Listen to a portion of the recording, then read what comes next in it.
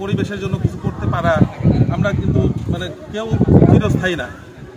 তো গাছ যাই হোক আমরা মোটামুটি জানি যে মোটামুটি 100 বছরের উপরে বাঁচে। যাই হোক আমরা যেন এইটা ধারাবাহিকভাবে চালাই যেতে পারি। বৃক্ষরোপণ কর্মসূচি এখানে আজকে এই স্কুলের মাধ্যমে শুরু করেছি এবং আশা করছি যে আমরা যে গাছগুলো দিয়ে যাব বাচ্চারা সেই গাছগুলো যত্ন নেবে, তারা তাদের বাড়িতে গাছগুলো লাগাবে এবং পরবর্তীতে আমরা অন্যান্য স্কুলগুলোতেও একই কর্মসূচি পালন করব। এবং স্যারকে আমি ধন্যবাদ জানাচ্ছি আমাদের সমকাল শহীদকে এখানে সুযোগ করে দেওয়ার জন্য। আমরা বগুড়া জেলা শহীদ সমকাল শহীদ সমাবেশের পক্ষ থেকে বিভিন্ন সমাজের বিভিন্ন ধরনের কাজ আমরা করে থাকি।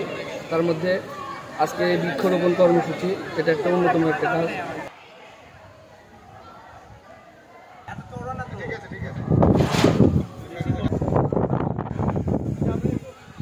সমকাল শহীদ সমাবেশের আয়োজনে আজকে বৃক্ষরোপণ কর্মসূচি উদ্যোগ গ্রহণ করা হয়েছে। তো আমরা আমাদের প্রাকৃতিক ভারসাম্য রক্ষায় গাছ লাগানোর বিকল্প নেই। তো আমরা সেটারই লক্ষ্যে শহীদের পক্ষ থেকে আমরা আজকে সাবগ্রাম হাই স্কুলে বৃক্ষরোপণ করতে এসেছি এবং এটার ধারাবাহিকতা বজায় থাকবে। বৃক্ষরোপণ করার উপযুক্ত সময় হলো জুন এবং জুলাই, একটু লেটেস্টে এসে গেছে। তারপরে এখানে একজন ছাত্র, একজন বিল্ডিং অথবা একটা গাছ যদি ভিন্নতা বা ভিন্ন দৃষ্টি দেখা যায়, একটা গাছ 300 থেকে 500 বছর পর্যন্ত সর্বোচ্চ বেঁচে থাকে। যেমন কারুপল্লিতে একটা গাছ আছে জাইতুন গাছ, এটা 300 বা 350 বছর পরে কাটা পড়ে গেল। এটা আলো বাতাস উত্তাপ সব কিছু দেয় এবং আলো বাতাসের পাশাপাশি জ্বালানি এবং গৃহ নির্মাণের কাজে বিভিন্ন কাজে গাছ লেগে যায়। আমরা অনেক খুশি হয়েছি যে আমাদের এখানে গাছ লাগাতে আসছে। আমরা অবশ্যই গাছের অনেক যত্ন নেব এবং গাছ যে আমাদের পরিবেশের অনেক ভারসাম্য রক্ষা করে, এটা খুবই গুরুত্বপূর্ণ একটা বিষয়। তাই আমরা চেষ্টা করব যে আমাদের গাছ যে আমাদের স্কুলের পক্ষ থেকে মানে স্কুলে দিয়ে যাচ্ছে, আমরা এই গাছের যত্ন নিয়ে পরিবেশটাকে ভালো রাখবো। এই গাছগুলো লাগা ফেলা যাবে না।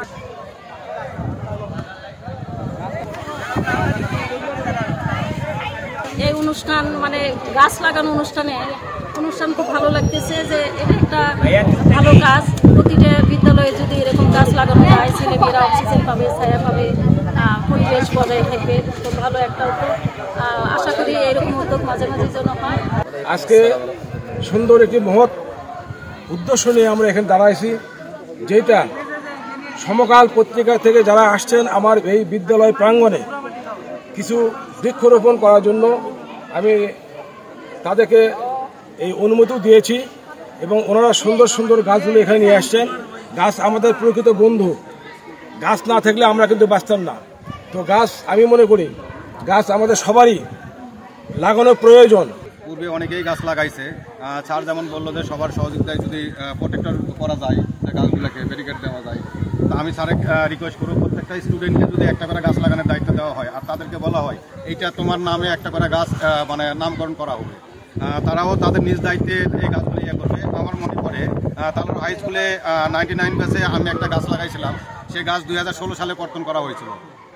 পরে ওইটা মানে আমাদের মানে দায়িত্ব দিয়ে দিয়েছিল এরকম যে এই গাছ এই রক্ষণাবেক্ষণ করবে।